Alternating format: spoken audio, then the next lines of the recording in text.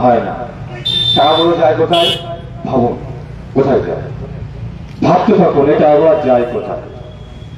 দিল্লিতে গিয়ে বলছে যে কেন্দ্রে আমাদের টাকা আটকে দিল, কেন্দ্র আমাদের টাকা দিচ্ছে না, কেন্দ্র আমাদের টাকা দিচ্ছে না, 100 দিনের টাকা দিচ্ছে না। হ্যাঁ ভালো, আমরা বলছি 100 দিনের টাকা দিচ্ছে না। ওই CBI central bureau of investigate যখন শুরু করে তখন এই গোটা পশ্চিমবাংলার মধ্যে, খুব ভালো করে বুঝুন, গোটা পশ্চিমবাংলার মধ্যে 24 লক্ষ ভুয়ো জব কার্ড সিবিআই এসে ধরেছে। 24 লক্ষ, আমি অন রেকর্ড বলছি, রেকর্ড হচ্ছে।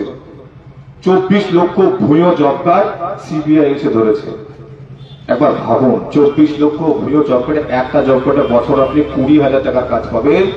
24 লক্ষ ভুয়ো জব কার্ড এই গোকুল টু এলাকায়, কান্দি ব্লকের কোন জায়গাতে আপনি বলতে পারবেন যে 100 দিনের কাজ হচ্ছে? বলতে পারবেন? কেউ বলতে পারবেন না 100 দিনের কাজ হচ্ছে। কিন্তু 100 দিনের কাজ হতো।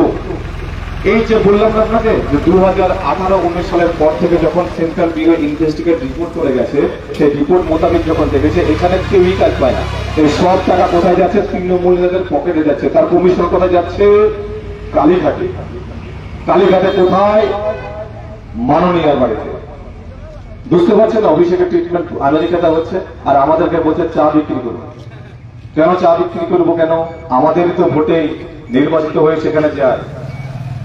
2024 সালের লোকসভার ভোট এলো, তো এই লোকসভার ভোটে দেখবে, হ্যাঁ তোমাদের তো এমপি নাই, তোমাদের বিধায়ক নাই, তোমাদের কিছুই নাই, তোমরা কি করবা?